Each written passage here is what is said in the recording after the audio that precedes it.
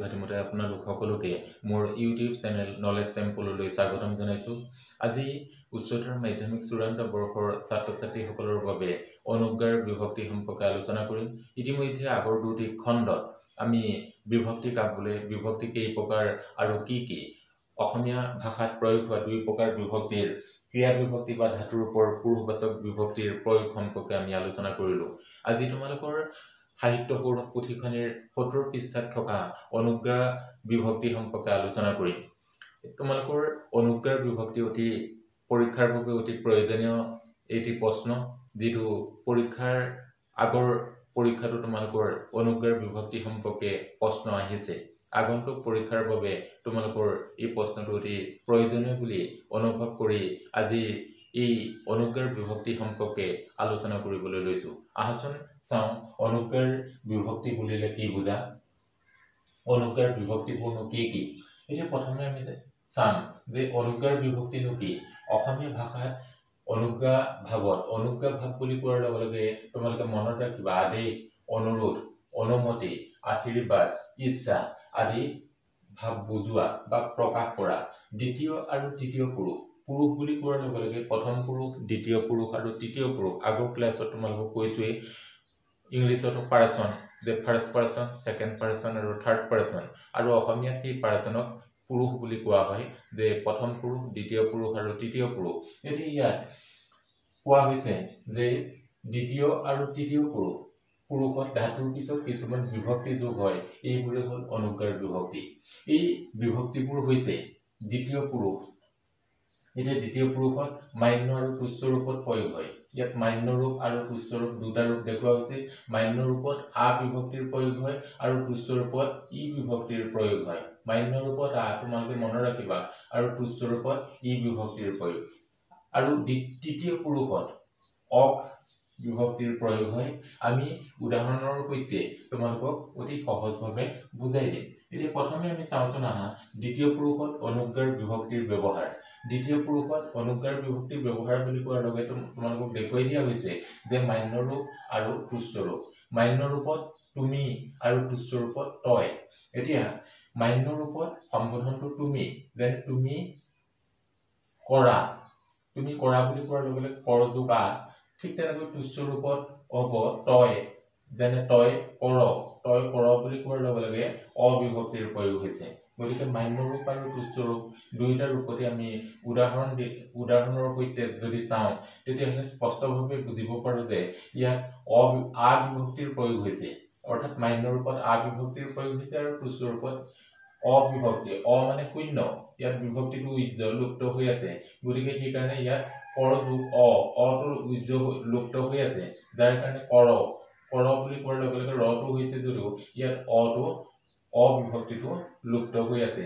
গতিকে কৰ যোগ অ। ঠিক তেনেকৈ তুমি কৰিবা, তুমি কৰিবা, কৰ যোগ ইব যোগ আ কৰিবা। ঠিক তেনেকৈ তই কৰিবি, কৰ যোগ ইব যোগ ই কৰিবি। ইয়াত ই বিভক্তিৰ প্ৰয়োগ হৈ আছে তুচ্ছ ৰূপত আৰু মান্য ৰূপত আ বিভক্তিৰ প্ৰয়োগ হৈ আছে। গতিকে এই উদাহৰণৰ পৰা আমি দ্বিতীয় পুৰুষত অনুজ্ঞাৰ বিভক্তি মান্য ৰূপ আৰু তুচ্ছ ৰূপত প্ৰয়োগ হয়, মান্য ৰূপত আ আৰু তুচ্ছ ৰূপত ই। গতিকে উদাহৰণ দিয়াৰ লগে লগে তোমালোকে অতি সহজভাৱে বুজিব পাৰিছা। তোমালোকে মনত ৰাখিবা যে দ্বিতীয় পুৰুষৰ বৰ্তমান আৰু ভৱিষ্যৎ কালৰ বাক্যতহে অনুজ্ঞাৰ ভাৱ প্ৰকাশ কৰা হয়। এইটো মনত ৰাখিবা যে দ্বিতীয় পুৰুষৰ বৰ্তমান আৰু ভৱিষ্যৎ কালৰ বাক্যতহে অনুজ্ঞাৰ ভাৱ প্ৰকাশ কৰা হয়। এতিয়া তৃতীয় পুৰুষত অনুজ্ঞাৰ বিভক্তি কেনেদৰে প্ৰয়োগ হয় আমি চাওঁচোন আহা যে তৃতীয় পুৰুষত অনুজ্ঞাৰ বিভক্তি হৈছে অক আৰু ওক। যেনে উদাহৰণ দুটা দিলে তোমালোকে সহজে বুজিব পাৰিবা যে সি কৰক, সি কৰক বুলি কোৱাৰ লগে লগে কৰ যোগ অক, কৰ যোগ অক, ইয়াত অক বিভক্তিৰ প্ৰয়োগ হৈছে। ঠিক তেনেকৈ সিহঁতে খাওক বা সি খাওক, তেওঁ খাওক, বা এনেকৈ সি, সিহঁতে, তেওঁ, তেওঁলোকে, যিকোনো ইয়াত ব্যৱহাৰ কৰিব পৰা যে তেওঁ খাওক, তেওঁলোকে খাওক, সিহঁতে খাওক বা সি খাওক। খাওক বুলি কোৱাৰ লগে লগে খা যোগ ওক, ইয়াত ওক বিভক্তিৰ প্ৰয়োগ হৈছে। ধৰা সি কৰক, সিহঁতে কৰক, তেওঁ কৰক, তেওঁলোকে কৰক, গতিকে কৰক বুলি কোৱাৰ লগে লগে ইয়াত অক বিভক্তিৰ প্ৰয়োগ হৈছে গতিকে আমি এতিয়া স্পষ্টভাৱে এই কথা বুজিব পাৰিলো যে দ্বিতীয় পুৰুষত অনুগ্ৰাৰ বিভক্তিৰ ৰূপটো মান্য আৰু তুচ্ছ এই দুইটা ৰূপত প্ৰয়োগ হয় মান্য ৰূপত আ আৰু তুচ্ছ ৰূপত ই যেনে মান্য ৰূপত আ আকৌ মই উদাহৰণ দি তোমালোকক কৈছো যেনে তুমি কৰা তোমালোকে কৰা কৰা বুলি কোৱাৰ লগে লগে কৰ যোগ আ ইয়াত আ বিভক্তিৰ প্ৰয়োগ হৈছে ঠিক তেনেকৈ তুচ্ছ ৰূপত ই তই কৰিবি তহঁতে কৰিবি ঠিক তেনেকৈ আকৌ ইয়াত অটো লুপ্ত হৈ থাকে যেনে তই কৰ তহঁতে কৰ তই কৰ বুলি কোৱাৰ লগে কৰ যোগ অ ইয়াত অ বিভক্তি যুক্ত হৈ আছে ঠিক তেনেকৈ দ্বিতীয় পুৰুষৰ বৰ্তমান আৰু ভৱিষ্যৎ কালৰ বাক্যত অনুগ্ৰাৰ ভাৱ প্ৰয়োগ কৰা হয় এটো মনত ৰাখিবা কেৱল দ্বিতীয় পুৰুষৰ বৰ্তমান আৰু ভৱিষ্যৎ কালৰ বাক্যতহে অনুগ্ৰাৰ ভাৱ প্ৰয়োগ কৰা হয় তোমালোকে এটো মনত ৰাখিবা তৃতীয় পুৰুষত অনুগ্ৰাৰ বিভক্তিৰ ব্যৱহাৰ হৈছে অক আৰু ওক এতে দুটা উদাহৰণৰ সৈতে তোমালোকক বুজাই দিয়া হৈছে যে সি কৰক সিহঁতে কৰক তেওঁ কৰক তেওঁলোকে কৰক ইয়াত কৰক বুলি কোৱাৰ লগে লগে অক বিভক্তিৰ যুক্ত হৈ আছে দ্বিতীয় উদাহৰণটো সি খাওক সিহঁতে খাওক তেওঁ খাওক তেওঁলোকে খাওক খাওকটোত ওক বিভক্তি যুক্ত হৈ আছে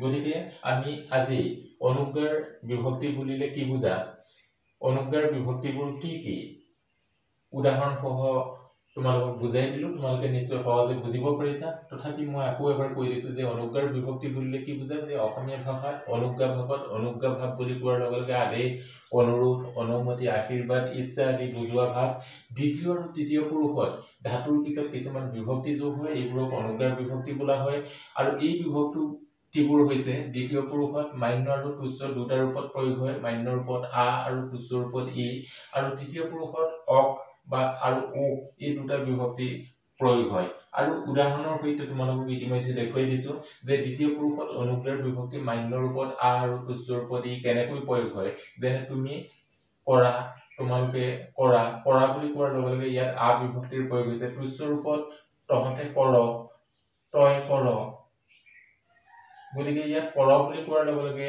কৰ যোগ অ বিভক্তি যুক্ত হৈ আছে ঠিক তেনেকৈ তুমি কৰিবা তোমালোকে কৰিবা মান্য ৰূপত গতিকে কৰিবা বুলি কৰ যোগ ইব যোগ আ ইয়াত আ বিভক্তিৰ প্ৰয়োগ হৈ আছে তই কৰিবি তহঁতে কৰিবি তুচ্ছ ৰূপত তই কৰিবি তহঁতে কৰিবি কৰ যোগ ইব যোগ ই গতিকে ই বিভক্তি যুক্ত হৈ আছে মনত ৰাখিবা যে দ্বিতীয় পুৰুষৰ বৰ্তমান আৰু ভৱিষ্যৎ কালৰ বাক্যত অনুগ্ৰাৰ ভাৱ প্ৰকাশ কৰা হয় ঠিক তোমালোকে দ্বিতীয় পুৰুষৰ কেনেদৰে বিভক্তিৰ প্ৰয়োগ হয় তুচ্ছ আৰু মান্য ৰূপত তোমালোকক এই সম্পৰ্কে দেখুৱাই দিয়া হ'ল উদাহৰণৰ সৈতে এতিয়া তৃতীয় পুৰুষত অনুগ্ৰাৰ বিভক্তিৰ ব্যৱহাৰ অক আৰু ওক এই বিভক্তি দুটা কেনেদৰে প্ৰয়োগ হৈছে উদাহৰণ দি তোমালোকক দেখুওৱা হৈছে যে সি কৰক সিহঁতে কৰক তেওঁ কৰক তেওঁলোকে কৰক কৰক শব্দটোত কি আছে কৰ যোগ অক বিভক্তিৰ প্ৰয়োগ হৈছে ঠিক তেনেকৈ সি খাওক ওক বিভক্তিৰ প্ৰয়োগটো ইয়াত দেখুওৱা হৈছে সিহঁতে